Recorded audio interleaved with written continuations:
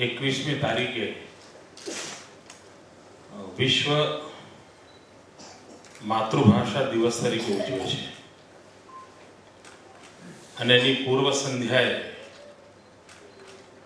આ માતૃભાષામાં હાલરડા દ્વારા એક અનોખી ભેટ અપાઈ રહી છે. એ બદલ લાલિત્યને ખૂબ ખૂબ અભિનંદન.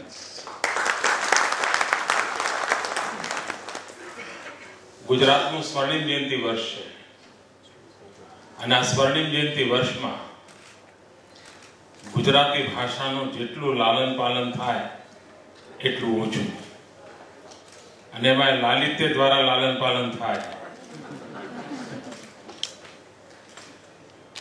અને એમાં હાલરડું લગભગ આખી આ પરંપરા લુપ્ત થઈ રહી છે, ભૂલાઈ રહ્યું છે. અને હાલરડું જેટલો સંગીતનો પ્રકાર હશે એના કરતા વધારે સંસ્કારનો પ્રકાર છે. એ સંસ્કાર આપવાનું કામ કરે છે. અને આપણે આ પૂર્વજોએ આપણું જે ઘડતર કર્યું છે, જે પરંપરા ઊભી કરી છે, એના તરફ નજર કરીએ તો અને સહેજ ક્રિટિકલ મનથી જોઈએ, જ્યારે તાણી જોઈએ, નાણી જોઈએ, તો આપણા ધ્યાનમાં આવે કે ગર્ભાવસ્થાથી લઈને પ્રત્યેક પળે ક્યાંય ને ક્યાંય ગીત અને સંગીતને આપણે ત્યાં જોડવામાં આવ્યું છે.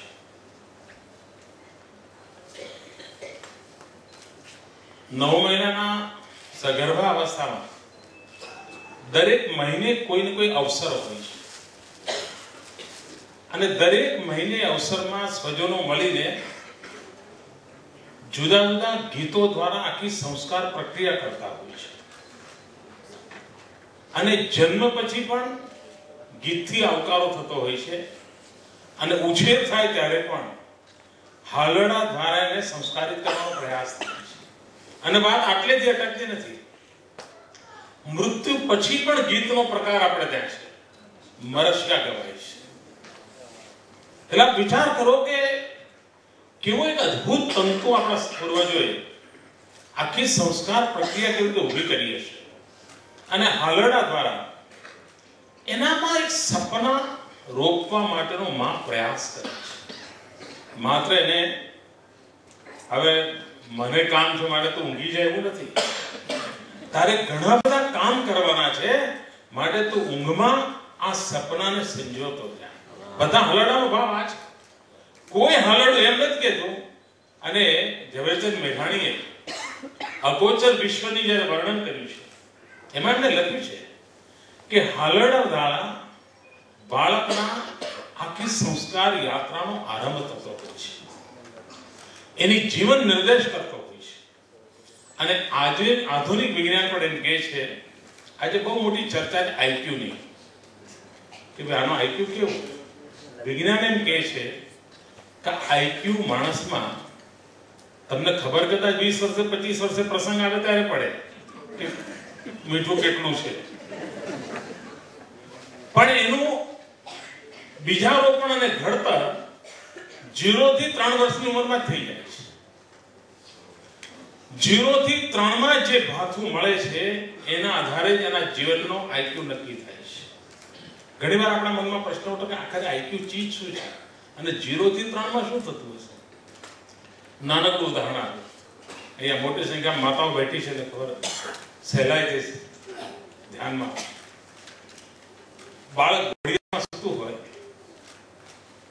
અને માને કામ હોય, ઘોડિયા પર ઘૂઘરો બાંધ્યો હોય, તો માં એટલે સાહેબ થપથપાવે એટલે અવાજ આવે, અને પછી માં કામે જાય અને પછી તમે માર્ક કર્યું હશે તો ધીરે ધીરે અવાજ બંધ થાય. બંધ થયા પછી બાળક પોતાના પગ ઊંચા કરીને એને હલાવવાની કોશિશ કરતો હોય છે. આ જે આખી ગતિવિધિ છે ને, ધેટ ઇઝ ધ આઈક્યુ. એનો આઈક્યુ છે.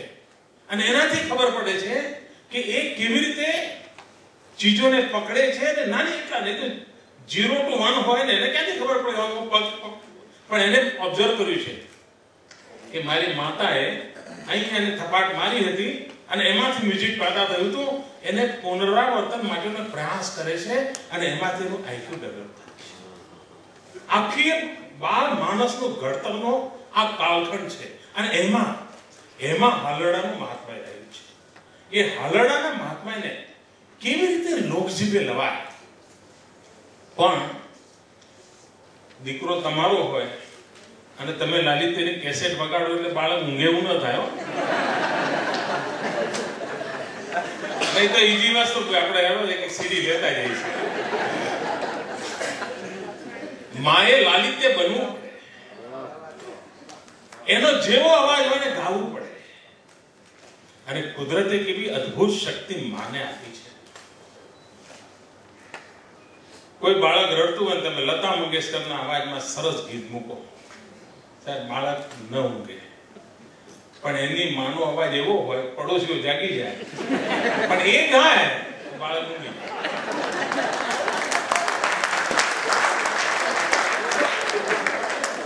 આ માં પુત્રનો જે સંબંધ છે, માં બજારમાં ખરીદી કરવા ગઈ હોય, બાળકને સુવાડીને ગઈ હોય અને એને હિસાબ લગાવ્યો હોય કે આટલો સમય ઊંઘશે, અને બજારમાં ગયા પછી સાડીઓના ઢગલા જોયા હોય ને, પણ ત્યાં જ એને તરત જ ખબર પડતી હોય છે. રહેતી હોય મણિનગરમાં અને માણેક ચોકમાં ગઈ હોય ત્યાં ખબર પડે મારું બાળક જાગી ગયું હશે અને માં દોડતી હોય છે. આ કઈ અદ્ભુત કોમ્યુનિકેશન વ્યવસ્થા હશે. 5 કિલોમીટર દૂર પણ બાળકમાં સળવળાટ થયો એને માને ખબર પડે.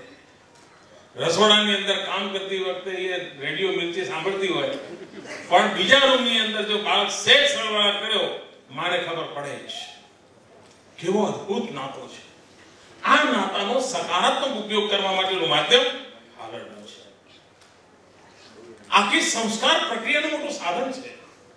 અને આ સંસ્કાર પ્રક્રિયાના સાધનને રિવાઇવલ ઓફ હેરિટેજ, મને લલિતની વાત આ ગમી. આપણી બધી એટલી ઉમદા વ્યવસ્થાઓ છે અને આપણી આખી બાબત આપણા સમાજ જીવનની વિશેષતા છે. સંસ્કાર સંક્રમણ આખા આપણા હજારો વર્ષના જીવન વ્યવસ્થાનો મુખ્ય પિંડ જો કોઈ હોય તો સંસ્કાર સંક્રમણ છે.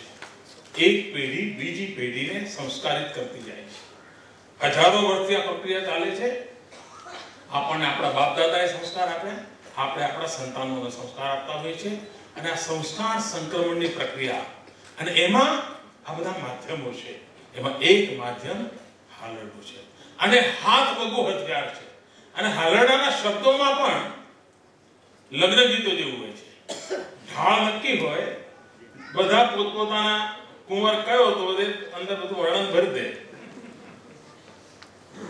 એમ હાલરડામાં પણ ઢાળ એક જ હોય, પણ દરેક માં પોતાના શબ્દો ભરી દેતી હોય છે. દરેક માં સર્જક હોય છે. દરેક માં પોતે હાલરડું બનાવતી હોય છે. અને દરેક માં એ હાલરડા દ્વારા પોતાના મનમાં પોતાના બાળક વિશેના જે ભાવ હોય એ ભાવ ભરતી હોય છે. અને આપણી વિશેષતા જુઓ, આપણે મૂળ ઓળખ કઈ છૂછા પૈસા ચાર.